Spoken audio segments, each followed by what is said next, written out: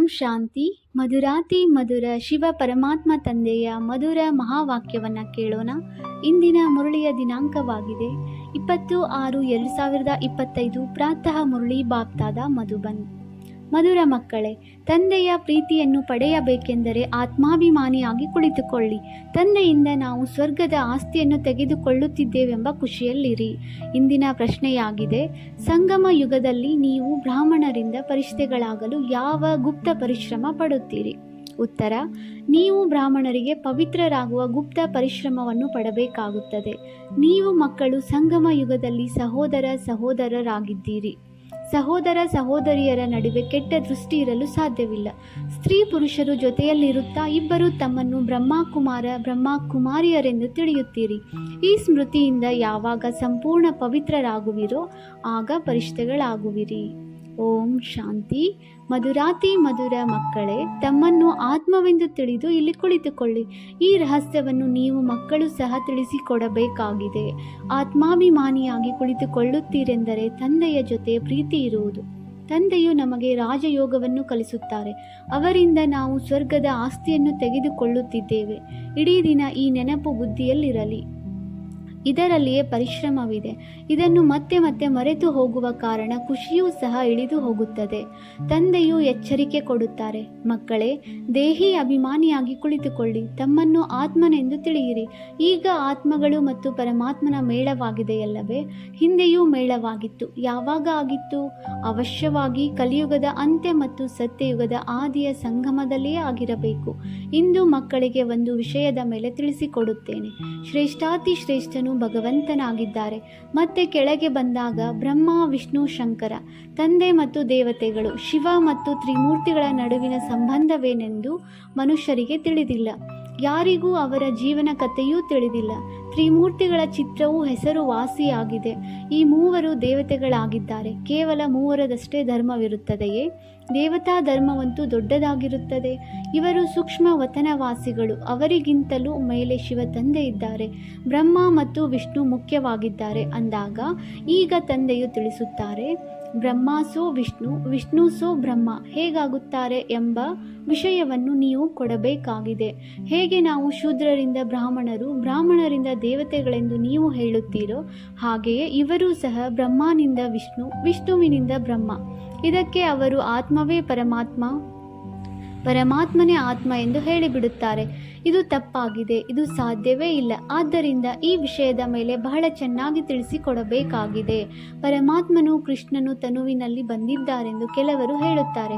ಕೃಷ್ಣನಲ್ಲಿ ಒಂದು ವೇಳೆ ಬಂದಿದ್ದರೆ ಬ್ರಹ್ಮನ ಪಾತ್ರವೇ ಅಲ್ಲಿ ಸಮಾಪ್ತಿಯಾಗಿ ಬಿಡುತ್ತದೆ. ಕೃಷ್ಣನಂತೂ ಸತ್ಯಯುಗದ ಮೊದಲ ರಾಜಕುಮಾರನಾಗಿದ್ದಾನೆ. ತಂದೆಯು ಬಂದು ಪತಿತರನ್ನು ಪಾವನ ಮಾಡಲು ಅಲ್ಲೇನೂ ಪತಿತರಿರುವರೇನು? ಇದು ಸಂಪೂರ್ಣ ತಪ್ಪಾಗಿದೆ. ಈ ಮಾತುಗಳನ್ನು ಸಹ ಮಹಾರಥಿ ಸೇವಾದಾರಿ ಮಕ್ಕಳೇ ಅರಿತುಕೊಳ್ಳುತ್ತಾರೆ. ಮತ್ಯಾರ ಬುದ್ಧಿಯಲ್ಲಿಯೂ ಕುಳಿತುಕೊಳ್ಳುವುದಿಲ್ಲ. ಈ ವಿಷಯವು ಬಹಳ ಫಸ್ಟ್ ಕ್ಲಾಸ್ ಆಗಿದೆ. ಬ್ರಹ್ಮನಿಂದ ವಿಷ್ಣು, ವಿಷ್ಣುವಿನಿಂದ ಬ್ರಹ್ಮ ಹೇಗಾಗುತ್ತಾರೆ? ಅವರ ಜೀವನ ಕಥೆಯನ್ನು ತಿಳಿಸುತ್ತೇವೆ, ಏಕೆಂದರೆ ಇವರ ನಡುವೆ ಸಂಬಂಧವಿದೆ. ನೀವು ಈ ವಿಷಯದಿಂದಲೇ ಆರಂಭಿಸಬೇಕಾಗಿದೆ. 1 ಸೆಕೆಂಡಿನಲ್ಲಿ ಬ್ರಹ್ಮನಿಂದ ವಿಷ್ಣು ಆಗುವರು, ಆದರೆ ವಿಷ್ಣುವಿನಿಂದ ಬ್ರಹ್ಮನಾಗುವುದರಲ್ಲಿ 84 ಜನ್ಮಗಳು ಹಿಡಿಸುತ್ತವೆ. ಇವು ಬಹಳ ತಿಳಿದುಕೊಳ್ಳುವ ಮಾತುಗಳಾಗಿವೆ. ನೀವೀಗ ಬ್ರಾಹ್ಮಣ ಕುಲದವರಾಗಿದ್ದೀರಿ. ಪ್ರಜಾಪಿತ ಬ್ರಹ್ಮನ ಬ್ರಾಹ್ಮಣ ಕುಲವು ಎಲ್ಲಿಂದ ಬಂದಿತು? ಪ್ರಜಾಪಿತ ಬ್ರಹ್ಮನಿಂದ ಹೊಸ ಪ್ರಪಂಚವಾಗಬೇಕಲ್ಲವೇ? ಸತ್ಯಯುಗವು ಹೊಸ ಪ್ರಪಂಚವಾಗಿದೆ. ಅಲ್ಲಿ ಪ್ರಜಾಪಿತ ಬ್ರಹ್ಮನಿರುವುದಿಲ್ಲ ಮತ್ತು ಕಲಿಯುಗದಲ್ಲಿಯೂ ಇರುವುದಿಲ್ಲ. ಅವರು ಸಂಗಮ ಯುಗದಲ್ಲಿರುತ್ತಾರೆ. ನೀವೀಗ ಸಂಗಮ ಯುಗದಲ್ಲಿದ್ದೀರಿ. ನೀವು ಶೂದ್ರರಿಂದ ಬ್ರಾಹ್ಮಣರಾಗಿದ್ದೀರಿ. ತಂದೆಯು ಬ್ರಹ್ಮರವರನ್ನು ದತ್ತು ಮಾಡಿಕೊಂಡಿದ್ದಾರೆ. ಶಿವ ತಂದೆಯು ಇವರನ್ನು ಹೇಗೆ ರಚಿಸಿದ್ದರೆಂಬುದನ್ನು ಯಾರೂ ತಿಳಿದುಕೊಂಡಿಲ್ಲ. ತ್ರಿಮೂರ್ತಿಯಲ್ಲಿ ರಚಯಿತ ಶಿವನೇ ಚಿತ್ರವೇ ಇಲ್ಲ. ಅಂದ ಮೇಲೆ ಸರ್ವಶ್ರೇಷ್ಠ ಭಗವಂತನಾಗಿದ್ದಾರೆ. ಉಳಿದೆಲ್ಲವೂ ಅವರ ರಚನೆಯಾಗಿದೆ ಎಂಬುದು ಹೇಗೆ ತಿಳಿಯುತ್ತದೆ? ಇದು ಬ್ರಾಹ್ಮಣ ಸಂಪ್ರದಾಯವಾಗಿದೆ ಅಂದಾಗ ಅವಶ್ಯವಾಗಿ ಪ್ರಜಾಪಿತನೂ ಬೇಕು. ಅವರು ಕಲಿಯುಗದಲ್ಲಿರಲು ಸಾಧ್ಯವಿಲ್ಲ. ಸತ್ಯಯುಗದಲ್ಲಿಯೂ ಇರುವುದಿಲ್ಲ. ಬ್ರಾಹ್ಮಣ ದೇವಿ ದೇವತಾಯ ನಮಃ ಎಂದು ಗಾಯನ ಮಾಡಲಾಗುತ್ತದೆ ಅಂದಾಗ ಬ್ರಾಹ್ಮಣರು ಎಲ್ಲಿಯವರು ಮತ್ತು ಪ್ರಜಾಪಿತ ಬ್ರಹ್ಮನು ಎಲ್ಲಿಯವರಾಗಿದ್ದಾರೆ? ಅವಶ್ಯವಾಗಿ ಸಂಗಮ ಯುಗದವರೆಂದೇ ಹೇಳಲಾಗುತ್ತದೆ. ಇದು ಪುರುಷೋತ್ತಮ ಸಂಗಮ ಯುಗವಾಗಿದೆ. ಈ ಸಂಗಮ ಯುಗದ ವರ್ಣವು ಯಾವುದೇ ಶಾಸ್ತ್ರಗಳಲ್ಲಿಲ್ಲ. ಕೌರವರು ಮತ್ತು ಪಾಂಡವರು ಸಂಗಮ ಯುಗದಲ್ಲಿಯೇ ಇದ್ದಾರೆ. ನೀವು ಪಾಂಡವರು ಕಲಿಯುಗದಲ್ಲಿಲ್ಲ. ಕೌರವರು ಮತ್ತು ಪಾಂಡವರು ಸಂಗಮ ಯುಗದಲ್ಲಿಯೇ ಇದ್ದಾರೆ. ನೀವು ಪಾಂಡವರು ಸಂಗಮ ಯುಗಿಗಳಾಗಿದ್ದೀರಿ ಮತ್ತು ಕೌರವರು ಕಲಿಯುಗಿಗಳಾಗಿದ್ದಾರೆ. ಗೀತೆಯಲ್ಲಿಯೂ ಭಗವಾನ್ ವಾಚವಿದೆಯಲ್ಲವೇ, ನೀವು ಪಾಂಡವರು ದೈವಿ ಸಂಪ್ರದಾಯದವರಾಗಿದ್ದೀರಿ. ನೀವು ಆತ್ಮೀಯ ಮಾರ್ಗದರ್ಶಕರಾಗಿದ್ದೀರಿ. ನಿಮ್ಮದು ಆತ್ಮಿಕ ಯಾತ್ರೆಯಾಗಿದೆ. ಇದನ್ನು ನೀವು ಬುದ್ಧಿಯಿಂದ ಮಾಡುತ್ತೀರಿ. ತಂದೆಯು ತಿಳಿಸುತ್ತಾರೆ, ತಮ್ಮನ್ನು ಆತ್ಮವೆಂದು ತಿಳಿದು ನೆನಪಿನ ಯಾತ್ರೆಯಲ್ಲಿರಿ. ಸ್ಥೂಲ ಯಾತ್ರೆಯಲ್ಲಿ ತೀರ್ಥಸ್ಥಾನಗಳಿಗೆ ಹೋಗಿ ಮತ್ತೆ ಹಿಂತಿರುಗಿ ಬರುತ್ತಾರೆ. ಅದು ಅರ್ಧಕಲ್ಪ ನಡೆಯುತ್ತದೆ. ಈ ಸಂಗಮ ಯುಗದ ಯಾತ್ರೆಯು ಒಂದೇ ಬಾರಿಯದ್ದಾಗಿದ್ದು, ನೀವು ಹೋಗಿ ಮತ್ತೆ ಮೃತ್ಯು ಲೋಕಕ್ಕೆ ಹಿಂತಿರುಗಿ ಬರುವುದಿಲ್ಲ. ಪವಿತ್ರರಾಗಿ ನೀವು ಪವಿತ್ರ ಪ್ರಪಂಚದಲ್ಲಿ ಬರಬೇಕಾಗಿದೆ. ಆದ್ದರಿಂದ ನೀವು ಪವಿತ್ರರಾಗುತ್ತಿದ್ದೀರಿ.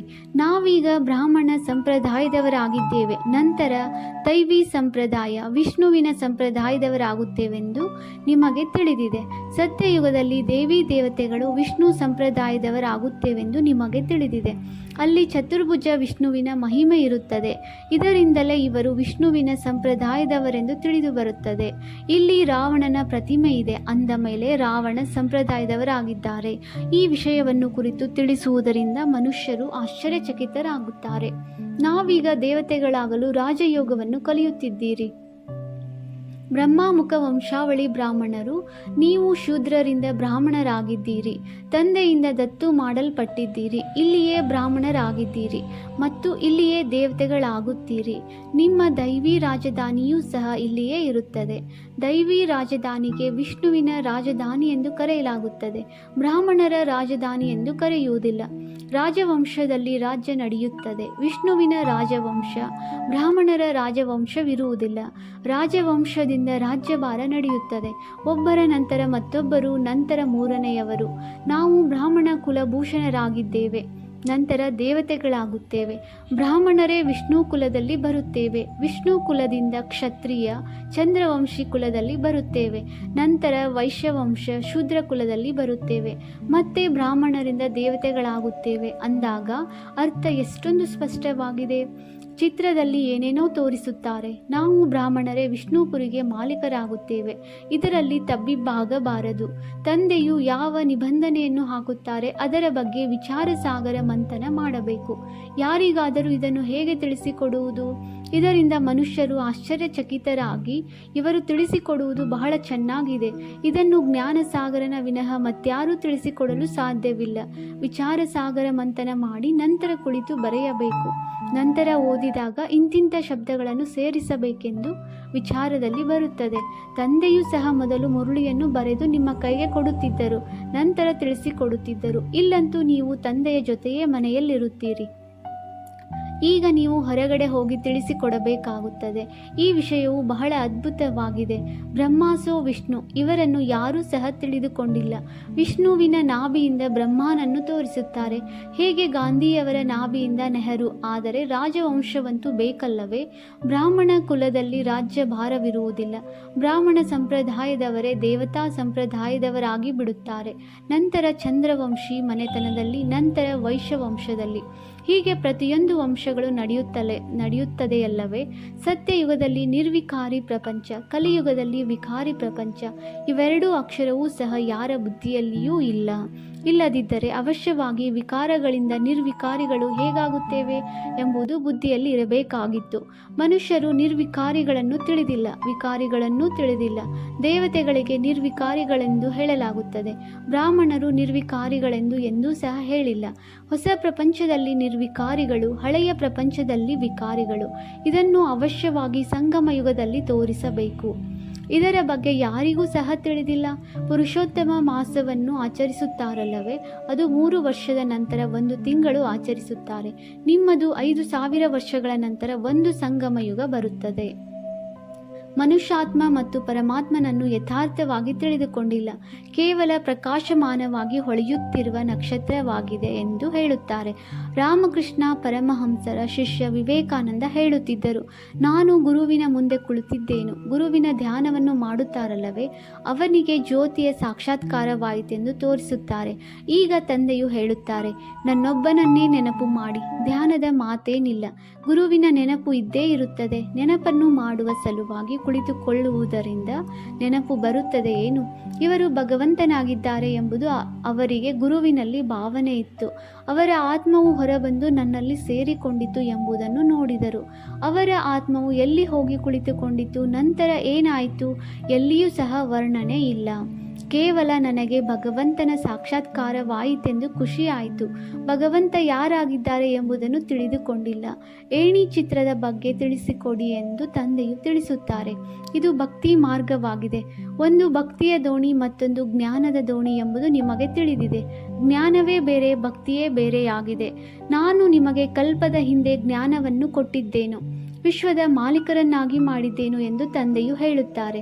ಈಗ ನೀವು ಎಲ್ಲಿದ್ದೀರಿ, ಹೇಗೆ ಅನ್ಯವಂಶಗಳು, ವೃಕ್ಷವು ಹೇಗೆ ವೃದ್ಧಿಯಾಯಿತು ಎಂಬುದು ನೀವು ಮಕ್ಕಳ ಬುದ್ಧಿಯಲ್ಲಿ ಎಲ್ಲದರ ಜ್ಞಾನವಿದೆ. ಹೇಗೆ ಹೂಗುಚ್ಛವಿರುತ್ತದೆಯಲ್ಲವೇ, ಈ ಸೃಷ್ಟಿ ರೂಪಿ ವೃಕ್ಷವೂ ಸಹ ಹೂಗುಚ್ಛವಾಗಿದೆ. ಮಧ್ಯದಲ್ಲಿ ನಿಮ್ಮ ಧರ್ಮ, ಇದರ ನಂತರ 3 ಧರ್ಮಗಳು ಹುಟ್ಟಿಕೊಳ್ಳುತ್ತವೆ. ನಂತರ ಇದರಿಂದ ವೃದ್ಧಿಯಾಗುತ್ತದೆ. ಈ ವೃಕ್ಷವನ್ನೂ ಸಹ ನೆನಪು ಮಾಡಬೇಕು. ಎಷ್ಟೊಂದು ರೆಂಬೆ ಕೊಂಬೆಗಳು ಮುಂತಾದವು ಹೊರಬರುತ್ತವೆ. ಕೊನೆಯಲ್ಲಿ ಬರುವವರ ಮಾನ್ಯತೆ ಹೆಚ್ಚಾಗಿರುತ್ತದೆ. ಆಲದ ಮರಕ್ಕೆ ಮೂಲ ಬೇರು ಇರುವುದಿಲ್ಲ, ಉಳಿದೆಲ್ಲದರ ಮೇಲೆ ವೃಕ್ಷವು ನಿಂತಿರುತ್ತದೆ. ದೇವಿ ದೇವತಾ ಧರ್ಮವು ಸಮಾಪ್ತಿಯಾಗಿ ಬಿಟ್ಟಿದೆ, ಸಂಪೂರ್ಣವಾಗಿ ಕಾಣೆಯಾಗಿದೆ. ಭಾರತವಾಸಿಗಳು ತಮ್ಮ ಧರ್ಮವನ್ನು ತಿಳಿದುಕೊಂಡಿಲ್ಲ. ಮತ್ತೆಲ್ಲ ಧರ್ಮದವರು ತಮ್ಮ ತಮ್ಮ ಧರ್ಮವನ್ನು ತಿಳಿದಿದ್ದಾರೆ, ತಮ್ಮ ಧರ್ಮವನ್ನು ಒಪ್ಪುವುದಿಲ್ಲವೆಂದು ಹೇಳುತ್ತಾರೆ. ಮುಖ್ಯವಾಗಿ 4 ಧರ್ಮಗಳಿವೆ, ಉಳಿದೆಲ್ಲವೂ ಚಿಕ್ಕ ಚಿಕ್ಕದಾದ ಅನೇಕ ಧರ್ಮಗಳಿವೆ. ಈ ವೃಕ್ಷ ಮತ್ತು ಸೃಷ್ಟಿ ಚಕ್ರವನ್ನು ಈಗ ನೀವು ತಿಳಿದುಕೊಂಡಿದ್ದೀರಿ. ದೇವಿ ದೇವತಾ ಧರ್ಮದ ಹೆಸರನ್ನೇ ಇಲ್ಲದಂತೆ ಮಾಡಿಬಿಟ್ಟಿದ್ದಾರೆ. ನಂತರ ತಂದೆಯು ಇದರ ಸ್ಥಾಪನೆಯನ್ನು ಮಾಡಿ ಉಳಿದೆಲ್ಲ ಧರ್ಮಗಳ ವಿನಾಶವನ್ನು ಮಾಡಿಸುತ್ತಾರೆ. ಗೋಲದ ಚಿತ್ರದ ಬಳಿ ಅವಶ್ಯವಾಗಿ ಕರೆದುಕೊಂಡು ಹೋಗಿ. ಇದು ಸತ್ಯಯುಗ, ಇದು ಕಲಿಯುಗ. ಕಲಿಯುಗದಲ್ಲಿ ಇಷ್ಟು ಧರ್ಮಗಳಿವೆ, ಸತ್ಯಯುಗದಲ್ಲಿ ಒಂದು ಧರ್ಮವಿದೆ. ಒಂದು ಧರ್ಮದ ಸ್ಥಾಪನೆ, ಅನೇಕ ಧರ್ಮಗಳ ವಿನಾಶವನ್ನು ಯಾರು ಮಾಡಿಸುತ್ತಾರೆ? ಭಗವಂತನೇ ಅವಶ್ಯವಾಗಿ ಯಾರ ಮೂಲಕವಾದರೂ ಮಾಡಿಸುತ್ತಾರಲ್ಲವೇ? ಬ್ರಹ್ಮರವರ ಮೂಲಕ ಆದಿ ಸನಾತನ ದೇವಿ ದೇವತಾ ಧರ್ಮದ ಸ್ಥಾಪನೆಯನ್ನು ಮಾಡಿಸುತ್ತೇನೆಂದು ತಂದೆಯು ಹೇಳುತ್ತಾರೆ. ಬ್ರಾಹ್ಮಣರಿಂದ ವಿಷ್ಣುಪುರಿಯ ದೇವತೆಗಳಾಗುತ್ತಾರೆ. ಸಂಗಮ ಯುಗದಲ್ಲಿ ಬ್ರಾಹ್ಮಣರು ಪವಿತ್ರರಾಗುವ ಗುಪ್ತ ಪರಿಶ್ರಮವನ್ನು ಪಡಬೇಕಾಗುತ್ತದೆ. ನೀವು ಬ್ರಹ್ಮನ ಮಕ್ಕಳು. ಸಂಗಮದಲ್ಲಿ ಸಹೋದರ ಸಹೋದರಿಯರಾಗಿದ್ದೀರಿ. ಸಹೋದರ ಸಹೋದರಿಯರಲ್ಲಿ ಕೆಟ್ಟ ದೃಷ್ಟಿ ಇರಲು ಸಾಧ್ಯವಿಲ್ಲ. ಸ್ತ್ರೀ ಪುರುಷರಿಬ್ಬರು ತನ್ನನ್ನು ಬಿಕೆ ಎಂದು ತಿಳಿದುಕೊಳ್ಳುತ್ತಾರೆ. ಇದರಲ್ಲಿಯೇ ಬಹಳ ಪರಿಶ್ರಮವಿದೆ. ಸ್ತ್ರೀ ಪುರುಷರಲ್ಲಿ ಇಷ್ಟೊಂದು ಸೆಳೆತವಿರುತ್ತದೆಯೇ? ಪರಸ್ಪರದಲ್ಲಿ ಸ್ಪರ್ಶ ಮಾಡದೇ ಇರಲು ಸಾಧ್ಯವಿಲ್ಲ. ಇಲ್ಲಿ ಸಹೋದರ ಸಹೋದರಿಯರು ಸ್ಪರ್ಶ ಮಾಡಬಾರದು, ಇಲ್ಲವೆಂದರೆ ಪಾಪದ ಅನುಭವವಾಗುತ್ತದೆ. ನಾವು ಬಿಕೆ ಆಗಿದ್ದೇವೆ ಎಂಬುದು ಮರೆತು ಹೋಗುತ್ತದೆ ಎಂದರೆ ನಾಶವಾಗಿ ಬಿಡುತ್ತಾರೆ. ಇದರಲ್ಲಿ ಬಹಳ ಗುಪ್ತ ಪರಿಶ್ರಮವಿದೆ. ಬಲೆ ಪತಿ ಪತ್ನಿಯರಿರುತ್ತಾರೆ. ಅವರು ಹೇಗಿರುತ್ತಾರೆಂಬುದು ಯಾರಿಗೆ ಗೊತ್ತು? ಅವರಿಗೆ ಗೊತ್ತು. ನಾವು ಬಿಕೆ ಆಗಿದ್ದೇವೆ, ಪರಿಷ್ಠೆಗಳಾಗಿದ್ದೇವೆ, ಪರಸ್ಪರ ಸ್ಪರ್ಶಿಸಬಾರದು. ಈ ರೀತಿ ಮಾಡುತ್ತಾ ಮಾಡುತ್ತಾ ಸೂಕ್ಷ್ಮ ವತನವಾಸಿ ಪರಿಷ್ಠೆಗಳಾಗಿ ಬಿಡುತ್ತಾರೆ. ಇಲ್ಲವೆಂದರೆ ಪರಿಷ್ಠೆಗಳಾಗಲು ಹೇಗೆ ಸಾಧ್ಯ? ಪರಿಷ್ಠೆಗಳಾಗಬೇಕೆಂದರೆ ಪವಿತ್ರರಾಗಿರಬೇಕು. ಇಂತಹ ಜೋಡಿ ಇತ್ತೆಂದರೆ ಅವರು ನಂಬರ್ 1 ಆಗಿಬಿಡುತ್ತಾರೆ. ಈ ದಾದಾರವರು ಎಲ್ಲವನ್ನೂ ಅನುಭವ ಮಾಡಿದ್ದಾರೆ, ಕೊನೆಯಲ್ಲಿ ಸನ್ಯಾಸ ಮಾಡಿದ್ದಾರೆ ಎಂದು ಹೇಳುತ್ತಾರೆ. ಯಾರು ಜೊತೆಯಲ್ಲಿದ್ದಾರೆ ಅವರಿಗೆ ಬಹಳ ಪರಿಶ್ರಮವಿದೆ.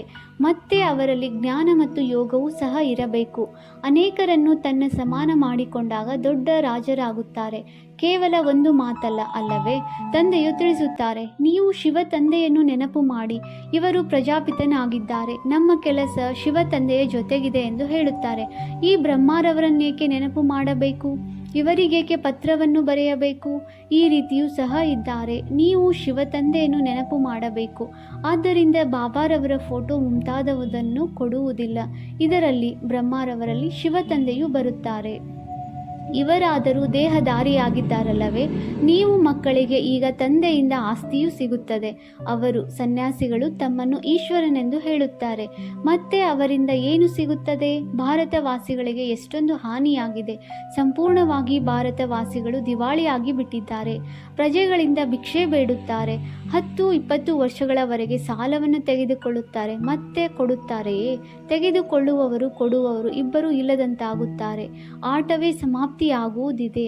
ಅನೇಕ ಆಪತ್ತುಗಳು ಬರಲಿವೆ. ದಿವಾಳಿಯಾಗುವುದು, ಕಾಯಿಲೆಗಳು ಬಹಳಷ್ಟು ಬರುತ್ತವೆ. ಕೆಲವರು ಸಾಹುಕಾರರ ಬಳಿ ಹಣ ಇಡುತ್ತಾರೆ, ನಂತರ ಅವರು ದಿವಾಳಿಯಾಗಿ ಬಿಡುತ್ತಾರೆಂದರೆ ಬಡವರಿಗೆ ಎಷ್ಟೊಂದು ದುಃಖವಾಗುತ್ತದೆ. ಹೆಜ್ಜೆ ಹೆಜ್ಜೆಯಲ್ಲಿ ದುಃಖವಿರುತ್ತದೆ. ಆಕಸ್ಮಿಕವಾಗಿ ಕುಳಿತಿದ್ದಂತೆಯೇ ಸಾಯುತ್ತಾರೆ. ಇದು ಮೃತ್ಯು ಲೋಕವಾಗಿದೆ. ನೀವು ಪಾರ್ವತಿಯರಿಗೆ ಸತ್ಯವಾದ ಅಮರ ಕಥೆಯನ್ನು ತಿಳಿಸುತ್ತಾರೆ. ಅಮರ ತಂದೆಯಿಂದ ನಾವು ಅಮರ ಕಥೆಯನ್ನು ಕೇಳುತ್ತಾ ಇದ್ದೇವೆಂಬುದು ನಿಮಗೆ ತಿಳಿದಿದೆ. ಈಗ ನಾವು ಅಮರ ಲೋಕಕ್ಕೆ ಹೋಗಬೇಕಾಗಿದೆ. ಈ ಸಮಯದಲ್ಲಿ ನೀವು ಸಂಗಮ ಯುಗದಲ್ಲಿದ್ದೀರಿ. ಒಳ್ಳೆಯದು. ಮಧುರಾತಿ ಮಧುರ ಅಗಲಿ ಹೋಗಿ ಮರಳಿ ಸಿಕ್ಕಿರುವಂತಹ ಮಕ್ಕಳಿಗೆ ಮಾತಾಪಿತಾ ಬಾಪ್ದಾದರವರ ನೆನಪು, ಪ್ರೀತಿ ಹಾಗೂ ನಮಸ್ತೆ. ಆತ್ಮೀಯ ಮಕ್ಕಳಿಗೆ ಆತ್ಮೀಯ ತಂದೆಯ ನಮಸ್ತೆ. ನಾವು ಆತ್ಮೀಯ ಮಕ್ಕಳಿಂದ ಆತ್ಮೀಯ ತಂದೆಗೆ ನೆನಪು, ಪ್ರೀತಿ ಹಾಗೂ ನಮಸ್ತೆ ನಮಸ್ತೆ ನಮಸ್ತೆ. ಧಾರಣೆಗಾಗಿ ಮುಖ್ಯ ಸಾರ. ಪಾಯಿಂಟ್ ನಂಬರ್ 1, ವಿಚಾರ ಸಾಗರ ಮಂಥನ ಮಾಡಿ ಬ್ರಹ್ಮನಿಂದ ವಿಷ್ಣು ಹೇಗಾಗುತ್ತಾರೆ ಈ ವಿಷಯದ ಬಗ್ಗೆ ತಿಳಿಸಿಕೊಡಬೇಕು. ಬುದ್ಧಿಯನ್ನು ಜ್ಞಾನದ ಮಂಥನದಲ್ಲಿ ಬ್ಯುಸಿಯಾಗಿಟ್ಟುಕೊಳ್ಳಬೇಕು. ಪಾಯಿಂಟ್ ನಂಬರ್ 2, ರಾಜ್ಯ ಪದವಿಯನ್ನು ಪ್ರಾಪ್ತಿ ಮಾಡಿಕೊಳ್ಳಲು ಜ್ಞಾನ ಮತ್ತು ಯೋಗದ ಜೊತೆಗೆ ತನ್ನ ಸಮಾನ ಮಾಡಿಕೊಳ್ಳುವ ಸೇವೆಯನ್ನು ಸಹ ಮಾಡಬೇಕು. ತನ್ನ ದೃಷ್ಟಿಯನ್ನು ಬಹಳ ಶುದ್ಧವಾಗಿಟ್ಟುಕೊಳ್ಳಬೇಕು. ವರದಾನ: ಸರ್ವ ಸಂಬಂಧಗಳ ಅನುಭವ ಒಬ್ಬ ತಂದೆಯ ಜೊತೆ ಮಾಡುವಂತಹ ಅತಕ್ ಮತ್ತು ವಿಘ್ನ ವಿನಾಶಕ ಭವ. ಯಾವ ಮಕ್ಕಳ ಸರ್ವ ಸಂಬಂಧ ಒಬ್ಬ ತಂದೆಯ ಜೊತೆ ಇದೆ, ಅವರಿಗೆ ಬೇರೆ ಎಲ್ಲ ಸಂಬಂಧ ನಿಮಿತ್ತ ಮಾತ್ರದ ಅನುಭವವಾಗುವುದು. ಅವರು ಸದಾ ಖುಷಿಯಲ್ಲಿ ನಾಟ್ಯವಾಡುತ್ತಾ ಇರುತ್ತಾರೆ ಎಂದು ಆಯಾಸದ ಅನುಭವ ಮಾಡುವುದಿಲ್ಲ. ಅತಕ್ ಆಗಿರುತ್ತಾರೆ. ತಂದೆ ಮತ್ತು ಸೇವೆ ಇದೇ ಲಗನ್ನಲ್ಲಿ ಮಗ್ನರಾಗಿರುತ್ತಾರೆ. ವಿಘ್ನಗಳ ಕಾರಣ ನಿಲ್ಲುವ ಬದಲು ಸದಾ ವಿಘ್ನ ವಿನಾಶಕರಾಗಿರುತ್ತಾರೆ. ಸರ್ವ ಸಂಬಂಧಗಳ ಅನುಭೂತಿ ಒಬ್ಬ ತಂದೆಯ ಜೊತೆ ಇರುವ ಕಾರಣ ಡಬಲ್ ಲೈಟ್ ಆಗಿರುತ್ತಾರೆ. ಯಾವುದೇ ಹೊರೆ ಇಲ್ಲ. ಸರ್ವ ದೂರುಗಳು ಸಮಾಪ್ತಿಯಾಗಿ ಬಿಡುತ್ತದೆ. ಕಂಪ್ಲೀಟ್ ಸ್ಥಿತಿಯ ಅನುಭವವಾಗುವುದು. ಸಹಜ ಯೋಗಿಯಾಗುವರು. ಸ್ಲೋಗನ್: ಸಂಕಲ್ಪದಲ್ಲಿಯೂ ಸಹ ಯಾವುದೇ ದೇಹದಾರಿಯ ಕಡೆ ಆಕರ್ಷಿತವಾಗುವುದು, ಅರ್ಥಾತ್ ವಿಶ್ವಾಸಘಾತಕರಾಗುವುದು. ಅವ್ಯಕ್ತ ಸೂಚನೆಗಳು: ಆತ್ಮಿಕ ಸ್ಥಿತಿಯಲ್ಲಿರುವಂತಹ ಅಭ್ಯಾಸ ಮಾಡಿ ಅಂತರ್ಮುಖಿಯಾಗಿರಿ. ಹೇಗೆ ಅಂತರಿಕ್ಷ ಯಾನಿಗಳು ಮೇಲೆ ಏರುವ ಕಾರಣ ಇಡೀ ಪೃಥ್ವಿಯ ಎಲ್ಲಿಯ ಚಿತ್ರವನ್ನು ತೆಗೆಯಬೇಕು ಎಂದರೂ ತೆಗೆಯಬಹುದು, ಅದೇ ರೀತಿ ಸೈಲೆನ್ಸ್ನ ಶಕ್ತಿಯಿಂದ ಅಂತರ್ಮುಖಿ ಯಾನದಿಂದ ಮನಸಾ ಶಕ್ತಿಗಳ ಮೂಲಕ ಯಾವುದೇ ಆತ್ಮನನ್ನು ಚರಿತ್ರವಂತನಾಗುವ, ಶ್ರೇಷ್ಠ ಆತ್ಮನಾಗುವ ಪ್ರೇರಣೆ ಕೊಡಬಹುದು. ಓಂ ಶಾಂತಿ.